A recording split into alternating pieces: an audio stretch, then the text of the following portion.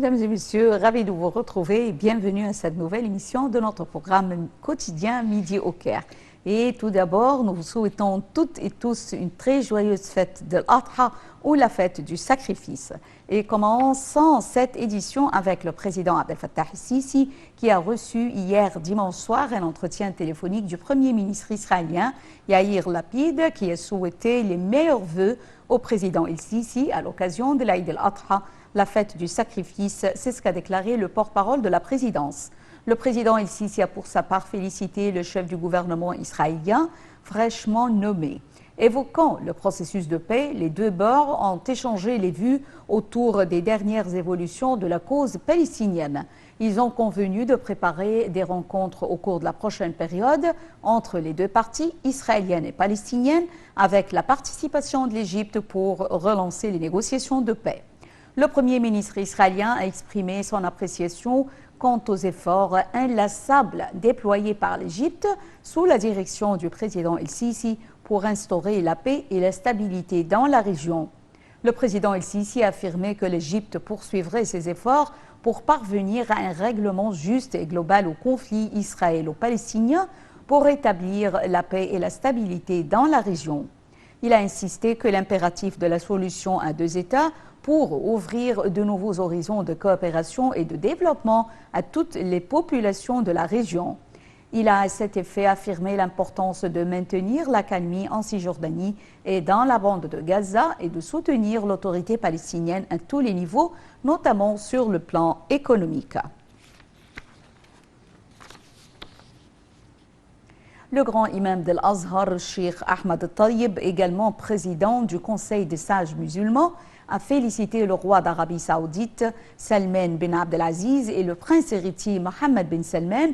bin Abdelaziz pour le bon déroulement du pèlerinage cette année, tout en appréciant le rôle joué par le royaume pour accueillir les fidèles musulmans. Dans un communiqué hier, Dr Al-Tayyib a loué les efforts déployés par le royaume d'Arabie Saoudite pour servir les pèlerins, exprimant son appréciation pour le grand rôle que joue le royaume en assurant tous les moyens de confort aux pèlerins pour que ces derniers accomplissent les rites du Hajj en toute sécurité et paix. Le grand imam a remercié l'Arabie Saoudite pour ses efforts dans l'accueil d'1 million de pèlerins cette année grâce à un système sécuritaire et sanitaire intégral. Pour le deuxième jour consécutif, les organes du ministère de l'Intérieur poursuivent la sécurisation des célébrations d'Aïd el-Adha. Tous les secteurs du ministère de l'Intérieur au niveau de la République sont soucieux d'exécuter les plans de sécurité élaborés pour imposer les disciplines, préserver la sécurité et lutter contre les crimes. Plus de détails dans ce compte-rendu. Les agences du ministère de l'Intérieur ont continué de sécuriser les célébrations des citoyens de Eid al-Adha pour la deuxième journée consécutive, car tous les secteurs du ministère au niveau de la République exécutent les plans de sécurité préparés par le ministère pour faire preuve de discipline, maintenir la sécurité et lutter contre la criminalité. Les plans de sécurité comprennent la diffusion des points de sécurité, les forces d'intervention et le déploiement rapide de tous les axes et installations importants et vitaux, ainsi que les éléments féminins de la police, l'intensification des services de circulation sur tous les axes et autoroutes et le déploiement de véhicules de secours pour faire face à d'éventuels dysfonctionnements afin de maintenir la sécurité des citoyens sur les routes. Le ministère de l'Intérieur affirme la poursuite des efforts pour fournir un environnement sûr dans lequel les citoyens peuvent profiter de l'atmosphère de Eid al-Adha béni, que Dieu nous le ramène avec sécurité, sûreté, prospérité et stabilité.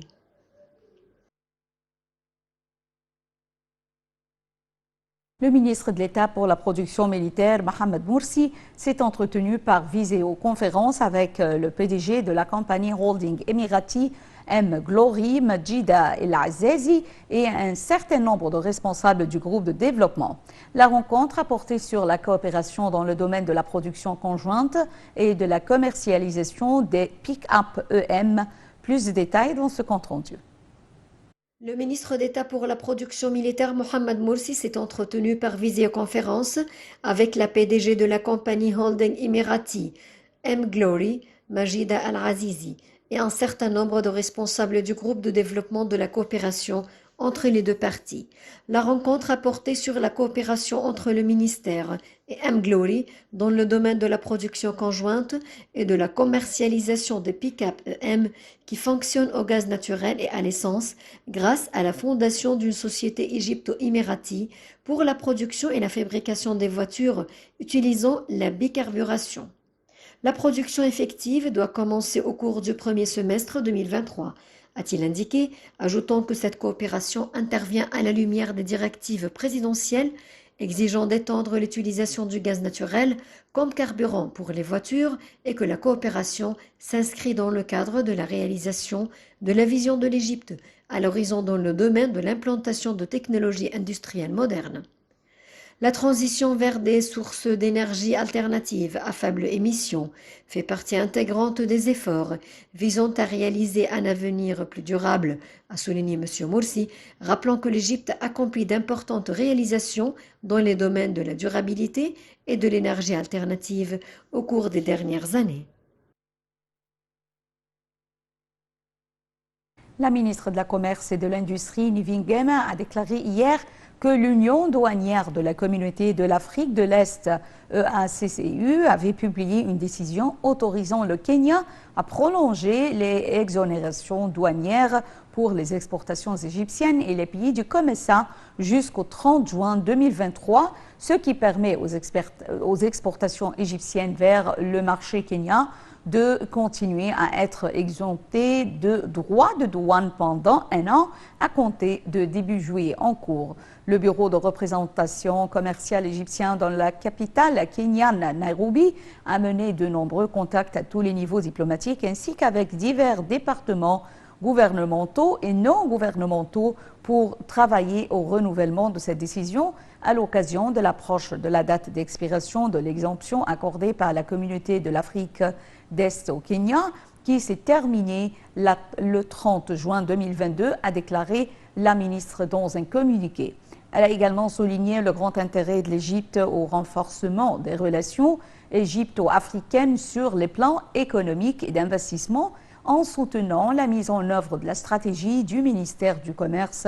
et de l'Industrie visant à multiplier les exportations égyptiennes et à relever les défis qui entravent leur accès à la région de l'Afrique de l'Est. Le ministre des Finances, Mohamed Maït, a souligné que 356 millions de livres égyptiennes de l'exercice 2022-2023 seront consacrés à la protection sociale, la subvention, alors que 400 millions de livres égyptiennes seront réservés à améliorer les conditions des employés de l'État, notamment en ce qui concerne les salaires et les compensations. Sous les directives du président Abdel Fattah el-Sisi, le gouvernement doit œuvrer pour remédier aux répercussions de l'inflation de manière à alléger les fardeaux qui pèsent sur le dos du citoyen notamment.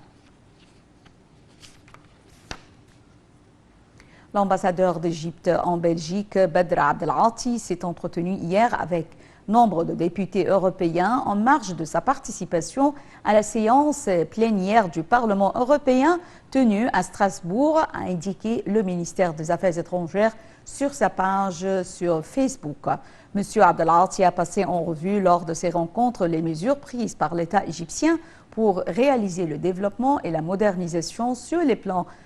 politique, économique et sociale. Dans un communiqué, le ministre du Logement et des Communautés urbaines, Assim El-Ghazar, a souligné que l'État a mis en œuvre 431 projets d'adduction d'eau potable et d'assainissement depuis 2014. Ces projets, dont 138 sont toujours en cours de construction, ont coûté 45 millions de livres égyptiennes. Depuis 2014 jusqu'au juin 2022, quelques 293 projets d'adduction d'eau potable et d'assainissement dans les gouvernorats du Caire, de Gizeh et d'Alexandrie ont totalisé plus de 27 millions de livres égyptiennes, selon le communiqué du ministre du Logement. Entre-temps, quelques 138 projets d'adduction d'eau potable et d'assainissement ont coûté 18,2 billions de livres égyptiennes.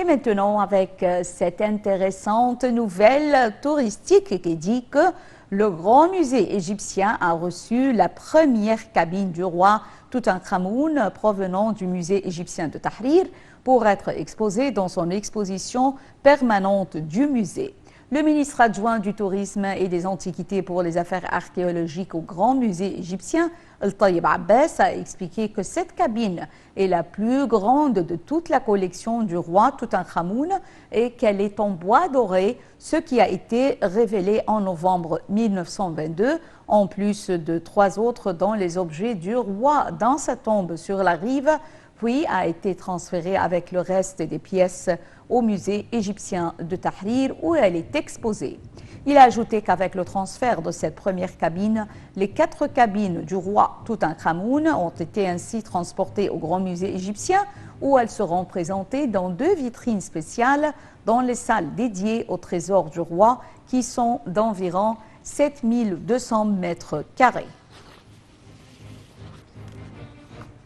Mesdames et messieurs, avec cette nouvelle, nous arrivons à la fin de cette édition de notre programme Midi au Caire. Merci pour votre fidélité à Nile TV International et joyeuses fêtes de l'Adha.